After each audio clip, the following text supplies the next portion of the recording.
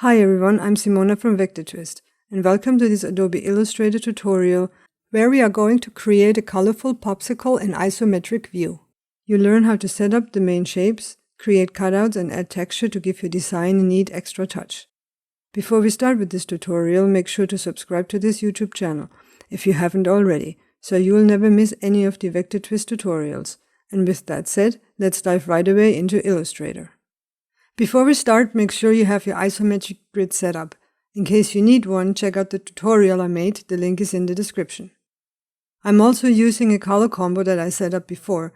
Feel free to use the same colors, the hex codes you can find also in the description below. Select the base color.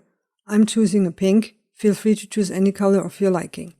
Then grab the pen tool from the toolbar and start creating a rectangle on the artboard, following the isometric grid. At the same time, I want to mention that I'm using the smart guides, so my pen tool will snap to the grid. You can turn them on under View, Smart Guides. Now we need to add rounded corners to the top and the bottom of our rectangle. If I choose the Direct Selection tool, I get this little circle here, the round corner widget, and I can pull it. But if I just go in free flow, you can see that I'm not getting the proper isometric view. We need a little reference guide. The easiest way to create a reference guide with the rounded circle is to create a square along the isometric grid. So let's create a small square, and then with the shape selected, go to Effect, Stylize, and choose Rounded Corners. In the pop-up, set the radius to a really high value. Check the preview and then you can see that your circle has been created. Then press OK. We'll change the color so we can see our reference circle much better. Then I'm simply pulling it over my first shape and I increase the size. Since I'm working again with the smart guides, it's pretty easy to snap it to the same dimensions. After that, I'm selecting my back shape, switch back to the Direct Selection tool, and grab my anchor point top left, grab the little circle, and then pull it until it meets my reference circle. I'll do the same thing on the other side. Now I can remove reference guide, and now we've applied the proper isometric rounded corners. For the bottom, I'm just going to 3-flow it. I'm just grabbing my anchor points and I pull the little circle. I'm keeping the reference circle for later. We'll need it again, so don't delete it. At the same time, create a copy of your shape that you've just created and put it to the back. You can do this by going to Object, Arrange, and Send to Back. Then give it a darker color so we can see it. I am picking my darker pink here for my color combination. Let's turn off my isometric grid, and now we have the base shape of our ice cream. Well, actually it is more like a popsicle. Next we need to create the shape to close our ice cream, or popsicle. Create a copy of the two shapes and pull them to the side. Then switch the fill to the stroke, and then we need to cut up our pieces. I'm going to turn back my grid because we need to align our shapes exactly to a tangent along the grid. So I'm going to zoom in, and then with the arrow keys on the keyboard, when I select the shape, I can align it directly with the tangent line on my grid. Then we want to grab the pen tool and pretty much connect the front shape with the back shape with a line. As soon as I see with my guide, my smart guides, that I'm on the path, I click once, and then I go to the next shape and then click again. Then I'm selecting the front shape. I'll switch to the scissors tool in the toolbar, and then I'm going to cut my front shape when my smart guides tell me that I'm intersecting with the line. The same I'm going to do for the back shape. So I'll select it, I switch back to the scissor tool, and then hover over the path until I see where it says select. I'm going to zoom out and then create a copy of the line for the bottom part. So just drag it to the bottom, zoom in, and then align it. Then switch back to the scissors tool, select the front shape, and cut where it says intersect. I'm going to repeat the same step for the back. After that, I'm zooming out, and then with the Direct Selection tool, select the parts that I don't need. In this case, the front and the other part from the back shape. Then I can simply just highlight my 2 points and join them. So I go to Object, Path, Join. Same with the back. By the way, the shortcut for this is Command or Control plus J. We'll repeat the same steps for the bottom, join everything, and then we can switch from the stroke back to the fill. Now we've created the side piece to close our popsicle. So simply grab it and place it on top. Nudge it into place with the arrow keys on the keyboard, and then we can continue adding more colors to our popsicle. If something looks off, just use the arrow keys and align it properly. At the same time, I'm going to move this to the front and push my back piece onto the side. We might need it later again, so don't get rid of it. The next step is to cut our popsicle into 3 parts, so we can add 3 colors to it. This is really easy to achieve, and let me show you how we can do this. First, I'm going to create a copy of my 2 shapes and drag them to the side. You never know, you might want to create a different kind of popsicle. Then I'll turn back my grid and then make sure I align my shapes to the grid, which will really help to create the lines we need to cut it up. Then I'm switching the fill to the stroke, and I'm going to choose a much nicer color so I can see it better, for example a green. Then we'll choose the pen tool from the toolbar, and I'm going to create a line. I'll click once when I meet the side of my popsicle and then continue on the other side. Here I'll turn off the grid so you can see it better. Then I'm going to select the line and I'm going to drag a copy towards the bottom. How you want to cut up your pieces is up to you. After that, I'm going to select all of the shapes, the lines with my 2 shapes from the popsicle. I'll open up the Pathfinder and click Divide in the Pathfinder. Now my shapes have been cut up. Now I can simply color them. For example, the middle part is going to be orange, bottom part will be yellow, and of course, the corresponding darker colors on the side. And now the fun begins. Next, we will add some shapes to make the ice cream look like it has been eaten.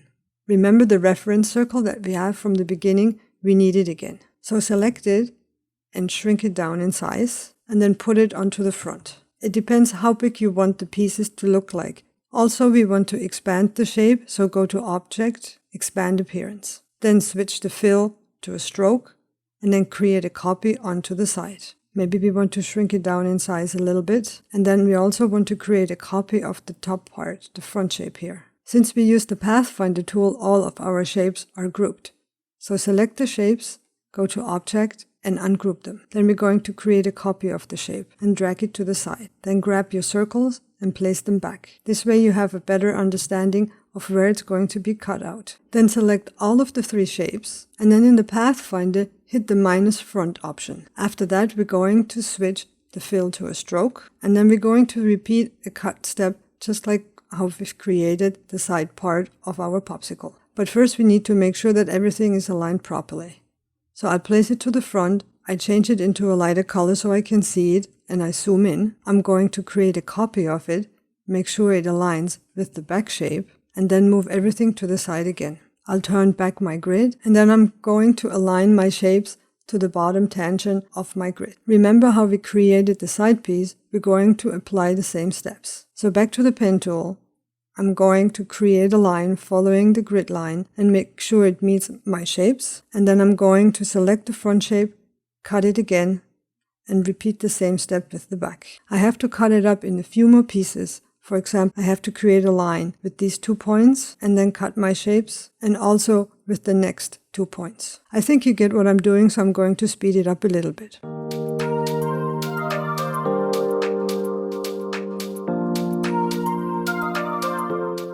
After that, we can delete the parts we don't need. So I'll select the bottom part and this line in the back, and then I can connect my points just like I did earlier. So I'll make sure I grab my last 2 points and use the shortcut Control or Command and J on the keyboard.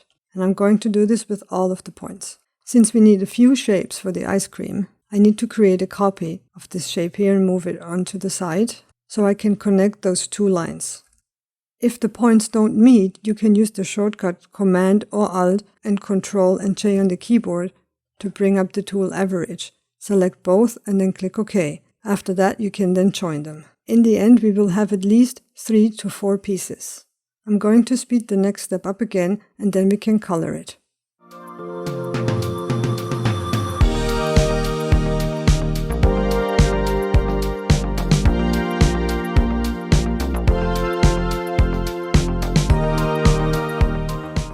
Now all we have to do is select the shapes, switch the stroke to the fill, and then give it the proper color. Since it's going to be for the top of my popsicle, we're going to be working with the pink. So first I'm going to pick the top shape and fill it with the darker pink, and then I need to apply the same color to the other shapes. But since we need to work with some shadows, we want to apply a gradient. So simply select the two middle shapes and then apply the black to white gradient. We're going to switch the colors to the pink from the front and the dark from the top piece. So select the shape, open up your gradient panel, and then in the toolbar we want to switch the colors. I'm simply highlighting the white, select the color picker, and then pick the color I need. It's going to be the dark pink, and then instead of the black, I still again choose the color picker, switch to the light pink. Then all I need to do is change the radius of my gradient. I can do this with the gradient annotator. All I have to do is press G on the keyboard, I get my gradient annotator, and then I can pull my gradient into the proper position. Then I select the other shape, choose the eye picker tool, and apply the same gradient. Again, I have to work with the gradient annotator and just pull it down a little bit so we have a better fall off from the dark to the light pink. And then we can move it on top of our shape. I'm going to remove the top part and move the other shapes into place.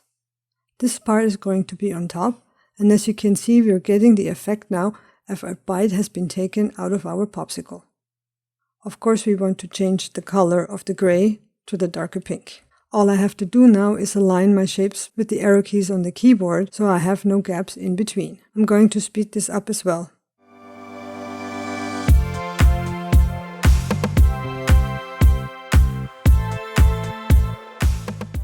Now I decided that my popsicle has a vanilla flavor inside. We need to create two copies. I'm going to move on top of here and create two copies of the shape. Once with the fill and once where we turn it into the stroke. Then I'm going to turn on my isometric grid, select all of the anchor points on the side here. I can use the lasso tool to do this, and then I'll move them closer together. Now this won't work for the top or the bottom, because if I'm selecting them and I'm moving them downwards, you can see that my curve is changing. But with the pen tool, we can just create a line and then cut it into pieces. So let's select the pen tool, we'll follow our guide, create a copy, place it to the bottom, and then we can select all of those shapes with those lines, go back to Pathfinder tool, and click Divide. Then I can delete the parts that I don't need, and then of course switch from the stroke to a fill. Since I want my popsicle to have vanilla flavor inside, I need to change the colors of the gradient. Since I've used the Pathfinder tool, both of my shapes are grouped, so I need to ungroup them. So simply select it and then ungroup them, and then we can change the color to a vanilla-like look. And then we can move those two shapes on top of our popsicle. So just simply select them and drag them on top.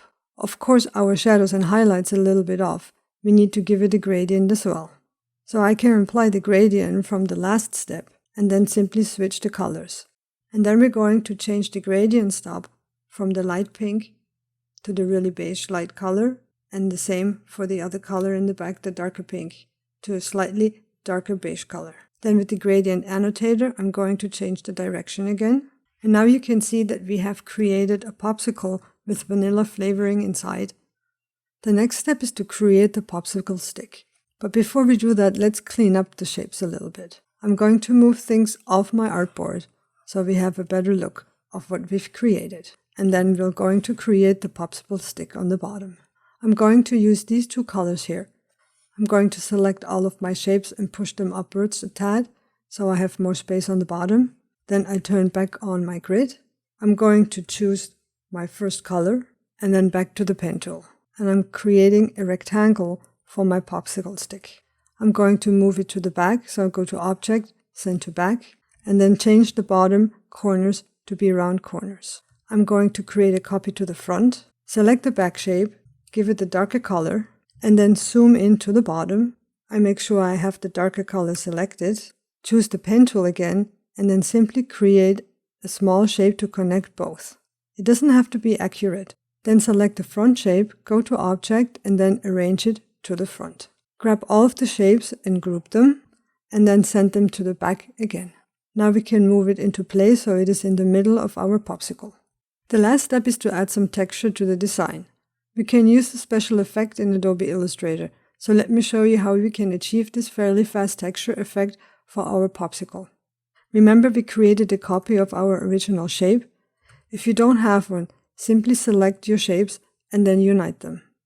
I'm going to be working with the copy, and we'll set the fill to the black and white gradient. So in the swatches panel, select the black and white gradient, open the gradient panel, and reverse the gradient. For the gradient stops, select them and set the opacity for the black to 50% and the opacity for the white to 0%. Then select the shape, go to Effect, all the way down to Pixelate, and choose Mesotint. In the pop-up, choose the type to be fine dots, and then press OK. Then we're going to the opacity setting and change it from normal to multiply.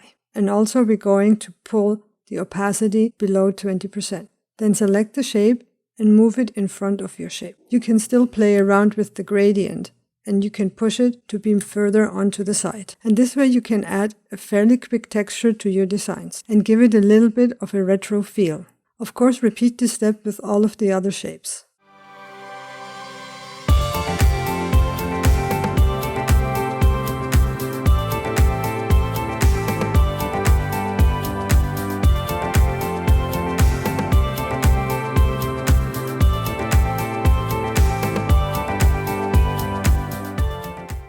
And here it is, my finished isometric popsicle with ice cream filling, and also a little bit of a texture added to it.